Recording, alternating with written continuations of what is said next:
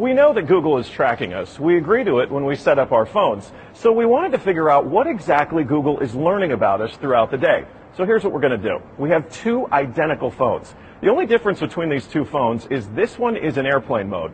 Both of the phones lack a SIM card, and they haven't been set up to access any Wi-Fi networks. So for all intents and purposes, these phones have no connection to a data network.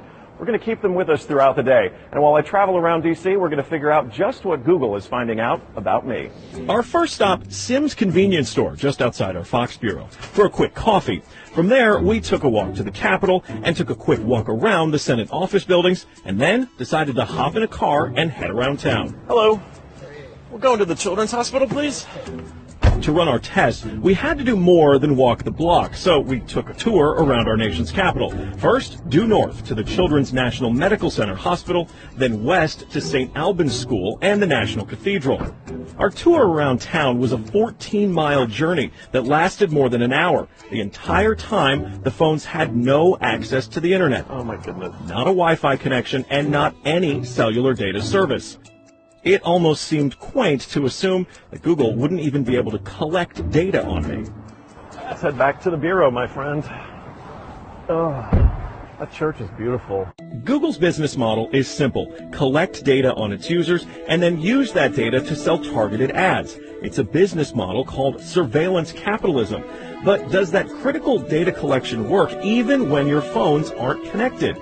So we're back here at our Fox Bureau in D.C., and we've got both of our phones exactly how we left with them. The only difference, really, I snapped a couple of bad selfies at the National Cathedral. But otherwise, they have stayed in my pocket for the entire day. So let's find out what they know. This is our man-in-the-middle device. It's basically a Wi-Fi network that these phones are going to connect to once we turn their Wi-Fi on. It's going to pass data through it on the way to Google. But on the way, we're actually going to get a copy of the same data that Google's going to get. We'll be able to decrypt it and then find out where we've been throughout the day. Within minutes, the numbers rolled in. The phone that wasn't on airplane mode registered more than 100 locations, 130 activities, and even 152 barometric readings. As soon as it hooked up to our Wi-Fi, it transmitted 300 kilobytes of data straight to Google.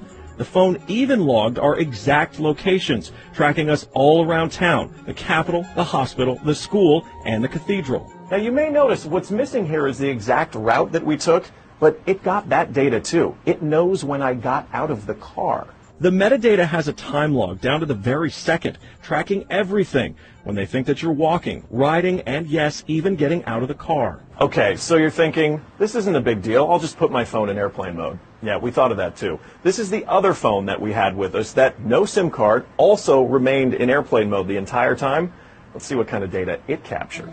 The phone with airplane mode activated actually logged more locations and activities than the other phone, and it also transferred hundreds of kilobytes of data to Google as soon as it was activated. The only thing that's missing from this map is our stop at the Children's Hospital, but it still knows we were there. There it is. Exiting vehicle, 100% accuracy. Through complicated user agreements and free software, Google gets users to sign away their privacy for nothing. They're even following you in the places that most people would expect total privacy: government buildings, a children's hospital, a private school, a church. Every move you make, every step you take, Google is watching you.